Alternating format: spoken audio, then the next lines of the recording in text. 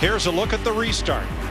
Kyle Busch may have spun the tires, but Jeff Gordon did spin the tires. Jeff Burton timed it perfectly, grabbed the gear and got up there to challenge Kyle Busch for the win.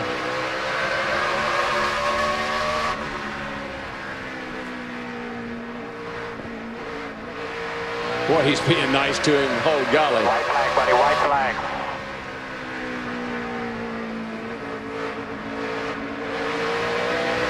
He could have moved him. Oh, yeah. He gave him every opportunity, but Jeff Burton's not that kind of guy, and I'm admired for that. Well, we talked about Jeff Gordon, big picture racing, leads here the points leader of this 31 car. Jeff Burton, we're looking at right there. He'll leave here second in the points, so big picture racing there. Hey, Jeff Green finished 6th. How about that? I know you came up short, buddy. That was a hell of a show. Great.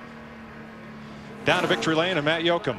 So many different achievements today. Hendrick's 200th NASCAR win.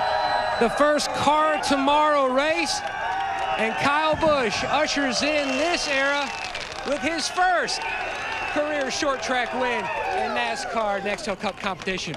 What are you going to remember most about that restart and this race today? That, you know, without Jeff Gordon and Jeff Burton being behind me, I would never have won this race. You know, I got to thank those guys a lot. Jeff, he gave me a break getting into 1 there. And Burton could have dumped me there in 3 and 4, but, you know, I think our Vegas finish, you know, helped me out a little bit with that. I had some brownie points to use up, so sucks I used them all up in one spot right there, but I really want to thank CarQuest and Kellogg's and everybody on this whole Hendrick Motorsports team and everybody at the shop. That's 200 for us. That's 600 for Chevrolet, so glad we could do that for everybody, but I'm still not a very big fan of these things. I can't stand to drive them. They suck. Well, the good thing is, though, you scored your first short track win. Steve? Matt, a true sign of respect. Alan Gustafson, the crew chief for Kyle Busch, the first one to congratulate Jeff Burton, and DW said it, you were a true gentleman on the racetrack. Well, I mean, you know, I wanted to win a race really bad, obviously, and but, you know, if you knock him out of the way, in my opinion, you didn't win. And if you can't pass him without knocking him out of the way, then do the best you can. I just, you know, he's always driven me clean, and that's try to return that. Thank you, Jeff. Dick Berggren. Jeff Gordon finished 3rd with a car that was terrible at many points of the race. The crew said it was you that produced this finish.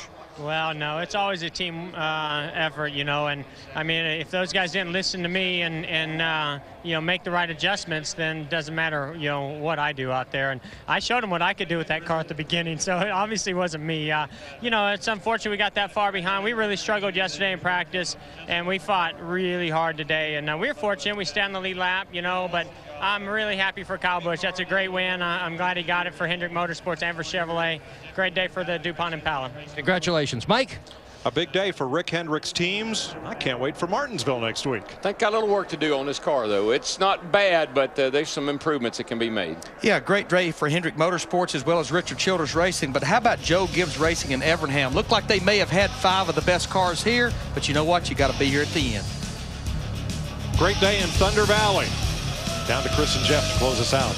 All right, guys, thanks. When push came to shove, Kyle Busch holding off a couple of classic Jeffs in Burton and Gordon. As you look at the unofficial results, Jeff, what's catching your eye here? Well, I mean, when you take a look, it's got to be the fact that Dale Earnhardt Jr. got a top 10 finish today. I think this team really needed that, especially they've worked so hard. I think they've really struggled a lot with the car tomorrow. So they've getting a top 10 today, I think, is huge for this team. And fitting that the car of now for NASCAR, driver of the future, 21-year-old Kyle Busch, but still said at Victory Lane, hey, I don't care. I still don't like the way these things Well, drive. I mean, he better get used to it because next week we're going right back to Martinsville. He's got to do it one more time, but it's got to feel at least some kind of relief in his case, getting that victory in what I call the supercar. Okay, so he's the first guy to do it in the new era, and will run 15 more races this year in the now car. Let's check the points. Remember, Mark Martin sat this out, Regan Smith in the 01 ride, so he falls back. Jeff Gordon is your new points leader. Jimmy Johnson, no 3 in a row for him, finishing 16th, but holding down 3rd. Yeah, holding down 3rd, but I think the key thing right now when you look at and you back down through the pack is the fact that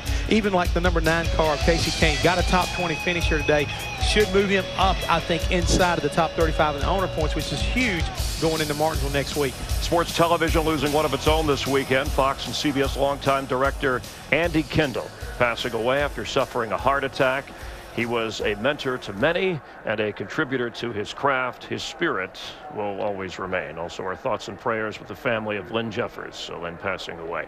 Our thanks to all of you for tuning in. For Jeff Hammond, Chris Myers from the Hollywood Hotel, The car of tomorrow is the car for now. It's on to Martinsville. Thanks for being a part of NASCAR on Fox.